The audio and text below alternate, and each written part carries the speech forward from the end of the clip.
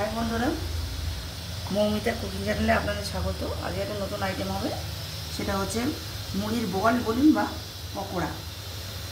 তার জন্য আমি মুড়ি নিয়ে নিয়েছি, 1.5 বাটি মুড়ি নিয়েছি। আর হচ্ছে গাজর গাজরকে গ্রেট করে নিয়েছি, আদা গ্রেট করে নিয়েছি, লঙ্কা কুচিয়ে নিয়েছি, আর 2খানা ডিম নিয়েছি। 2টো ডিমকে ফাটিয়ে নিয়েছি, নিয়ে তার সাথে পেঁয়াজ নুন হচ্ছে পেঁয়াজ নুন রসুন কুচি আর এই মশলা দিচ্ছি, জিরে গুঁড়ো ধনে গুঁড়ো, অল্প একটু মশলা দিয়ে দিলাম, দিয়ে আর একটু নুন দেবো, নুন আর একটু হালকা মিষ্টি দিয়ে দেবো, দিয়ে এটা মাখিয়ে নেবো ভালো করে, মুড়ির সাথে একসাথে মাখিয়ে নেবো। নিয়ে তারপরে ভেজে আপনাদের দেখাচ্ছি, আপনারা দেখতে থাকুন। নুন দিয়েছে তো, এবার আমি মাখাচ্ছি, সব একসঙ্গে ঢেলে দিচ্ছি। লঙ্কাগুলো শেষে দেবো।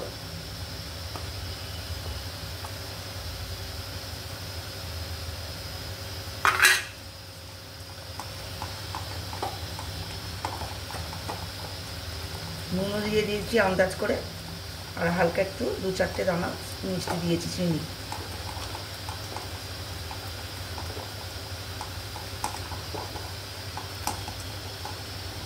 মুড়ির পকোড়া বলতে পারেন, না মুড়ির বল, যা খুশি বলা যাবে, বলও করা যাবে, মুড়ির পকোড়াও করা যাবে। যে মুড়িগুলোকে আস্তে আস্তে এর সঙ্গে আমি মাখিয়ে নেবো।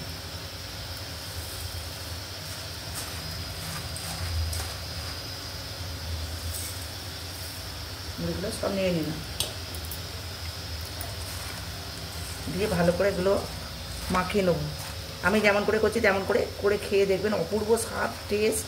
এবারে চায়ের সঙ্গে দুধ চা, কফি, এমনি চা, এমনি মুখে অপূর্ব স্বাদ।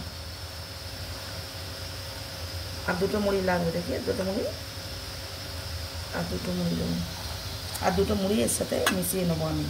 এবার লঙ্কাগুলো আমি দিয়ে দিচ্ছি, সব জিনিস আমার দেওয়া হয়ে গেলো। এবার ধনে পাতার কুচিও একটুখানি দিয়ে দিয়েছি আমি আগে থেকে, আপনাদের দেখানো হয়নি, আমি দিয়ে দিয়েছি। আর ধনে গুঁড়ো জিরে গুঁড়ো দিয়েছি, একটু এলাচ গুঁড়োও দিতে পারেন, গন্ধটা আরও সুন্দর হবে। এলাচ গুঁড়ো দেবার দরকার নেই। এবার আমি কড়াটা বসিয়ে দেবো, কড়াটা বসিয়ে দিচ্ছি।